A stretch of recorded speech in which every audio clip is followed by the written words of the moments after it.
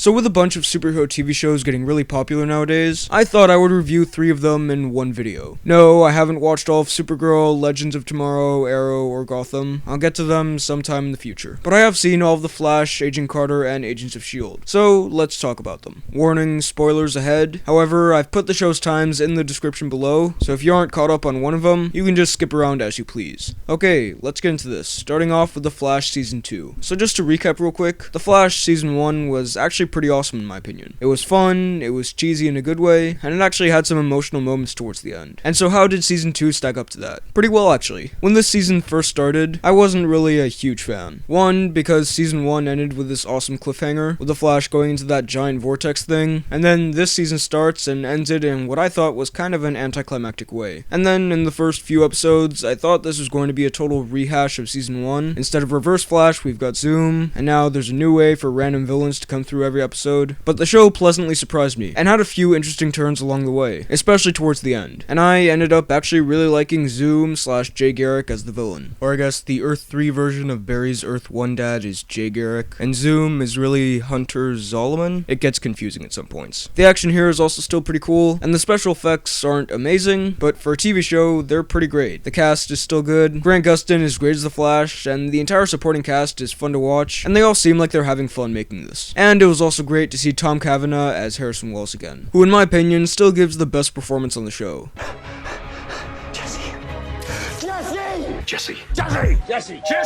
This season, they introduced some new characters, specifically Wally West, which is very exciting for me. Wally West has always been my personal favorite version of the character, mainly because of the Justice League animated show, and so when they introduced him here, I was really interested to see where this would go. And at first, I didn't really like this, because I always knew Wally West as a smart-talking, really funny guy, and this Wally West, when he was introduced, was kind of a jerk, but his character grew on me, and while personality-wise, he still isn't really like the character I know, I like him more now, and I'm curious to see where his character will go next. The main thing that I'm still getting from the show is that it's a comic book show, and it's fun as hell. It's lighthearted, it's kind of ridiculous, but it knows it's ridiculous. The Flash going back in time and fighting himself, getting to see the Flash, Green Arrow, and Hawkman fight in live action, seeing the Flash and his team actually going to Earth 2, all of this kind of stuff is awesome for comic book fans to see. Side note, that episode where they go to Earth 2 and actually meet all of their counterparts, that episode was amazing. Overall, The Flash Season 2 is pretty great, and I enjoyed it almost as much as Season 1. It's nothing super deep and it's a bit predictable, but if you're looking for a comic booky show with characters that you like and that are fun to watch, then I think this is worth your time. I'll give The Flash Season 2 an 8.9 out of 10. Next up, let's talk about Agents of S.H.I.E.L.D. Season 3. This is how I really view the season. Great start, first few episodes were really cool, kind of mediocre from most of the season there on out, with a few interesting twists and cool moments sprinkled in between, and then the last few episodes were pretty awesome. I mean, quite a bit of Agents of S.H.I.E.L.D. is now what I would call a background show, meaning it's pretty good, but it's not something I would really sit down and totally focus on. For some of the episodes, I have them on while I'm editing a video, or playing some game or something like that. I still watch it, but especially if I have a bunch of episodes to catch up on, it doesn't necessarily hold my attention all the way through. And I gotta bring that up, because this is a problem this show has had since it started. Because it's on ABC, each season has to be something like 22 episodes, and so there's going to be some filler. If this show could have each season be something like 18 episodes, or even 15 episodes, then I think it would be fantastic. But at points, the story does feel a bit drawn out here. But hey, this season does have a lot of great stuff, so let's talk about that. The characters and acting, for the most part, are still pretty good. Sometimes the acting isn't great, but most of it is good. The heroes are still likable, and the villains are still hateable. Great. The action here is also pretty solid. Some of it is actually quite creative and well choreographed.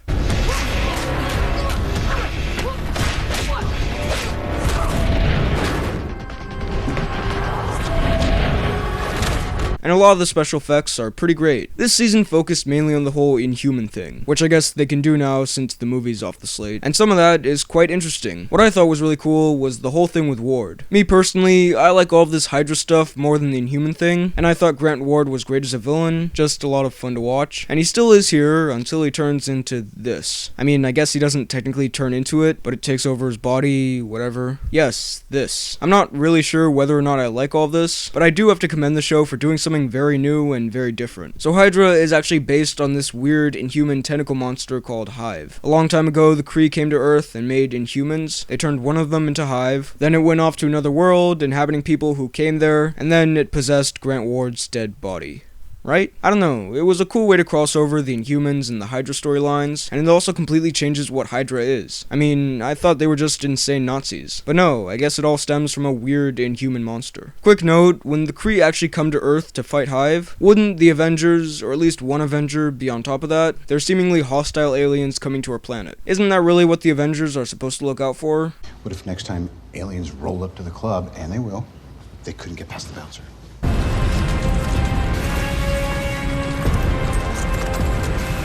Now, like I said, the show does pick up a bit towards the end. And for a while before the season finale, Marvel was really promoting the big death that was going to come in the finale, and I was really pumped for that episode. Mainly because the season finale for season 2 of the show was fantastic. I genuinely loved that episode. It's fun, it's emotional, it has some shocking twists. I stand by that is the best episode of the show. And so did this finale live up to that? No, not really. It was still good, but it wasn't as great. And the big death, turns out it's Lincoln. Alright, that was sad, but I wasn't crying or anything. Also, the whole ending where it cuts to 6 months later, and Daisy has gone rogue and all that, I didn't like that. It felt tacked on and kind of rushed to me. Overall, Agents of S.H.I.E.L.D. Season 3 is like the other seasons of the show, but with a few unique twists to it. It has a lot of really awesome moments, and if its plot were a bit tighter and more focused, I think this would be totally awesome. However, as of right now, it's good, but to me at least, it's nothing super special. I'll give Agents of S.H.I.E.L.D. Season 3 a 7.9 out of 10. So finally, let's talk about Agent Carter Season 2. If you recall, I really enjoyed Agent Carter Season 1. I thought it was a fun, lighthearted romp, and best of all, it wasn't too long, so it didn't feel stretched out, and I was really looking forward to Season 2. And after watching it, I can say it's pretty good. Would I say I enjoyed it as much as Season 1? No. But it's still a quality season with a lot of things to like. Haley Atwell is still really good as Agent Carter. Great to see her back in the role. Edwin Jarvis is great again, and pretty much whenever Peggy and Jarvis are interacting in some way, it's gold. They have great chemistry and they're a lot of fun to watch. Dominic Cooper is very over the top as Howard Stark, but at least he's entertaining, and everyone else ranges from fine to pretty great. Now, this season the show moved from New York to Hollywood, which was a cool switch up, and it introduced some new things, one of which was this romance love triangle thing between Peggy, Chief Sousa, and this new scientist, Jason Wilkes, I think. And that whole thing, it's fine, but I wasn't a big fan of it. It felt really cheesy in a lot of parts, and unlike the rest of the show, which is very cheesy but entertaining because of it, like self-aware that it's ridiculous, this just sort of detracted from it. Plus, I didn't love Wilkes. His character grew on me as the season went along, but I always really just thought Sousa was a more likable guy. And this season really relies on you buying into this love triangle, so if you don't, you might not love this. Still, the main thing to take away from the show is that it's fun. At some points it felt very Indiana Jones to me, which if you know me at all is a really big positive. It's very over the top, it's very cartoony, but it's fun cartoony. The action is pretty good, the humor for the most part is great, the special effects are good for TV, although sometimes they looked a little odd. This season, like Agents of S.H.I.E.L.D., also went in a bit of a new direction, and it also did some ballsy stuff, which I appreciated. There was this whole storyline with this black goo zero matter stuff. There was Peggy getting impaled in episode 5. There was Jarvis's wife getting shot and Jarvis then wanting revenge, which was an interesting character arc. It took some unexpected turns at some points, and I liked that. My only other problem is that I don't think the finale was anything special. It wasn't bad, it was just very much on par with the other episodes for me, which was a bit disappointing, because with most other shows, the season finale usually is something special and extra awesome, but this didn't really feel that special, although I did think that dark ending was kinda cool.